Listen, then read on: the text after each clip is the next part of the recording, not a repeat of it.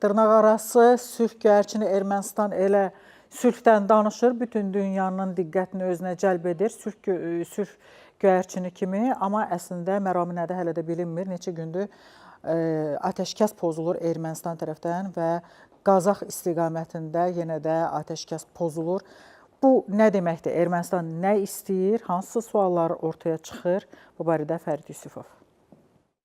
Azərbaycan-Ermənistan silahlı qüvvələrinin şərti sərhəddən təxminən 6 kilometr aralıda yerləşən mövqeyinə 12 artilleriya qurğusunun 122 mm-lik D-30 haubitsalarının yerləşdirilməsi qeydə alınıb. Nisbətən köhnə olan bu artilleriya sistemləri Azərbaycan ərazisinin dərinliklərində yerləşən hədəfləri, o cümlədən həm hərbi obyektləri, həm də mülki infrastrukturu vurmağa qadirdir. Sual yaranır. Sözdə sülhə hər an hazır olduqlarını bildirən, lakin əməldə bu cür təxribatlara əl atan Ermənistan müharibəyə hazırlaşır.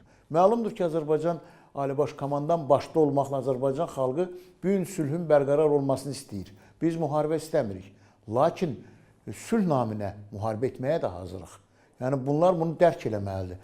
Ermənistan vətəndaşı bu gün başa düşməlidir ki, sülh bərqərar olmasa, belə atəşkəslər pozulsa, adekvat olaraq cavablar veriləcək. Hətta alovlanan bir ocağın yanmasına gətirib çıxara bilər. Ermənistan sürətlə silahlanır və Azərbaycanla Ermənistan arasında sülh müqaviləsi layihəsi üzrə danışıqlar başa çatdıqdan sonra sülhə və təhlükəsizliyə zərbə vurmaq üçün bu addımlar atılmaqdadır.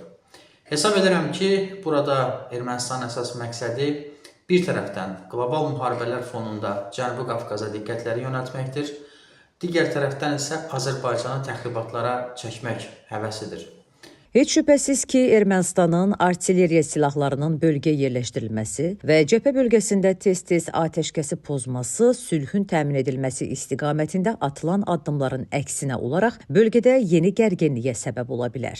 Aprel ayının 1-dən iyun ayına qədər müxtəlif yerlərdən alınmış silahların öyrədilməsi üçün yeni rezervdən gələn təlim adından 3 aylıq təlim keçirlər. Bunlar da məlumdur ki, sülhün bərqərar olmasına qulluq etmir.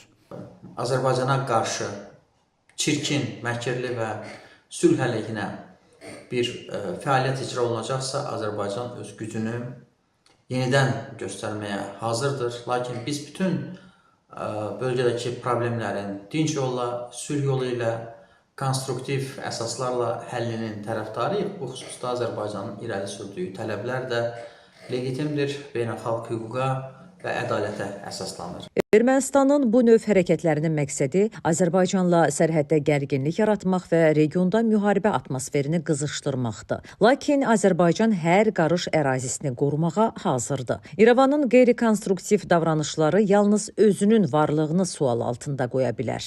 Fərid Yusifov, Günə son üçün.